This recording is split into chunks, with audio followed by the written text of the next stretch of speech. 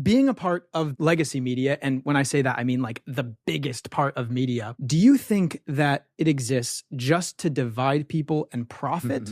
Or do you think that it actually exists to provide accurate and honest opinions? Well, I can speak to where I was, which was at CNN, and I think it was accurate and honest. Really just informing people. It's not really about opinions. It wasn't about opinions, although everyone comes to the table with a point of view, right? You have your own, I have mine. But I think for the most part, people have good intentions, and it's to inform people. And if it's opinion, television or media, I think most people do that. There are some people who are disingenuous about it and some people who go over the top.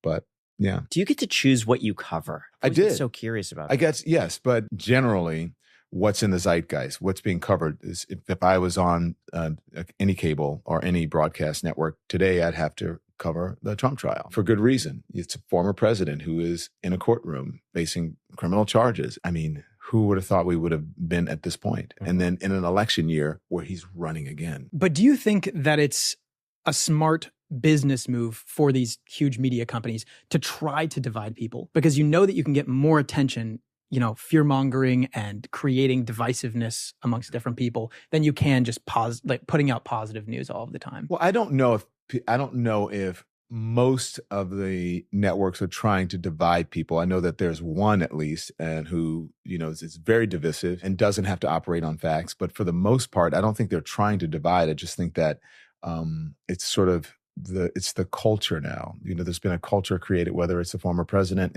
attacking the institution of journalism, whether it's satire, satirical comedy like The Daily Show, making fun of the media. And I think that people are just so divided in their political beliefs and their personal beliefs. It seems divided where if you watch something and it doesn't confirm what you believe, then you think it's divisive. Most people tune in, they narrowcast and they tune into the networks or the podcasts or the streaming shows or whatever it is that sort of confirm their beliefs, and they just get reconfirmed and reconfirmed and reconfirmed. People live in echo chambers, and if you go outside of that echo chamber, then you feel like you're being attacked, and you would think that institution is attacking. Do you feel like media could exist in the middle? Because it seems as though I feel it would be a dying business. What is the middle, though? I guess a very neutral perspective where someone says, hey, here's what this side is saying, here's what this side is saying, and here's kind of the... I think you have to avoid a lot of adjectives, because if you look at media, and especially headlines, it's always like the bloodthirst of this person,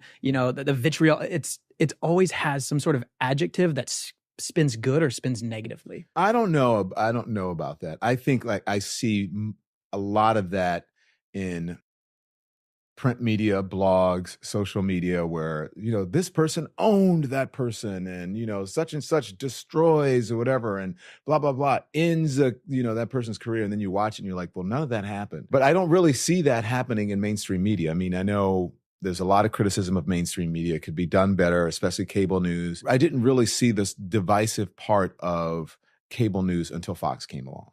And I thought generally that CNN, who was kind of the only game in town, did its best to be that neutral, media organization. And then, MSNBC came along and there was on the left, they figured out a route on the left. And then, Fox came along and they figured out a route on the right. And they pretty much, that's how they program. But I thought in general that CNN tried to do that. And I think the networks did. I think ABC, CBS, NBC all tried to do that.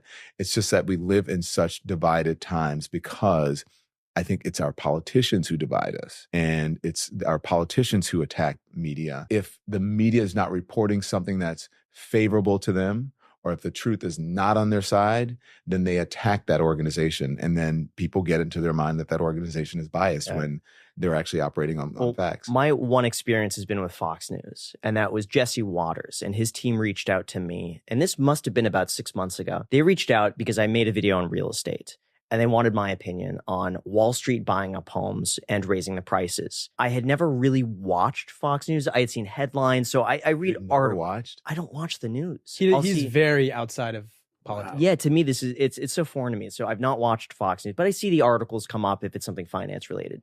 So when they reached out, I thought this would be fantastic. I'm going to do a ton of research, and they're going to ask me about Wall Street buying homes. And I'm going to be honest. And I did a ton of research, and I came up with notes of what I was going to say. And I've never had this before where they come to your house with like a van and they put a little earpiece in so I could hear like It's everything. a mobile studio, right? Exactly. Yeah. And so they set everything up and I could listen to what was going on beforehand. They're talking about Wall Street buying up all these homes and raising the prices. And they had all these millennials being interviewed. I can't afford houses. They're so bad. Wall Street's buying these houses. So he asked me, what's going on? And so I told him, from what I could find, large companies only make up 2.8% of all real estate purchases. Less than 3% of all homes were sold to large investors.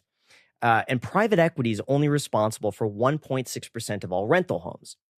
And I said the real issues were low interest rates and the fact that zoning makes it impossible to build. And that's what was keeping housing prices high. It's not Wall Street buying houses. And they ended up cutting the entire segment. And so watching this, and they didn't tell me it was going to be cut. So I sat there for the whole hour and I watched all of Fox News. And I was shocked at how divisive they made it seem.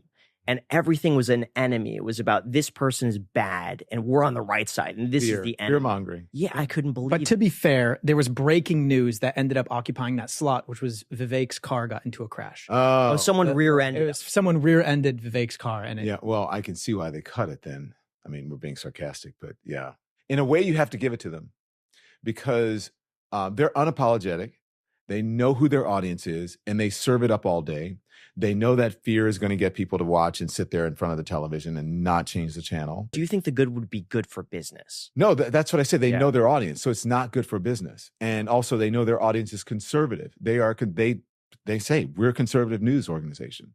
They cater to conservatives. The best way to keep people engaged is to make them afraid. I think that the argument against Fox News, though, is a completely different argument against the other legacy media, because the argument against Fox News would be that they exist to divide and to only push out a certain agenda. And the argument against the other ones is that it's a sort of an echo chamber of. Well, I would say, sure, it's an echo chamber, but I think it's really bad when you have networks that purport to be independent or they purport to be right in the middle, but they clearly swing to a certain side. And that's what I see with a lot of the other networks, such as like CNN, ABC, NBC, NPR, all of those networks. I feel like if you mapped it all out and you got the general opinion of Americans, they would say, okay, all of those ones are on the left, but they claim to be independent. So you have all these people that go and they think they're getting objective in the middle media, when in actuality, they're just getting into an echo chamber and they completely throw out the other side of the equation. Well, I know that NPR is going through its thing with the guy who quit and the whole DEI thing. That's a whole nother subject. I didn't work there, so I don't know. I can only speak for where I worked. I did not in any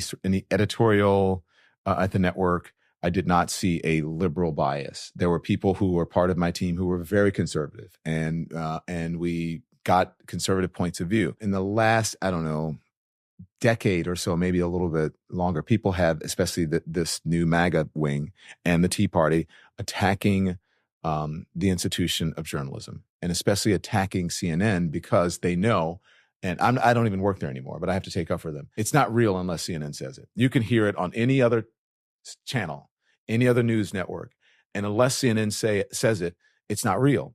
And so if you don't have the truth on your side and you know that that network has such credibility that people are going to listen to them, what do? You undermine them. You try to attack them for their bias, and people start to believe that. And I'm not saying that, there aren't some hosts who are liberal and some who are what, but that's how the world is. And I think people should bring their points of view to the table. But if you're doing an editorial, if you are giving your opinion, if you're stating your point of view, then you need to make it obvious. And I think that line has been blurred. You don't know the difference between an opinion person, a correspondent, a contributor, and an analyst. And I think that in order to fix it, we need better media literacy.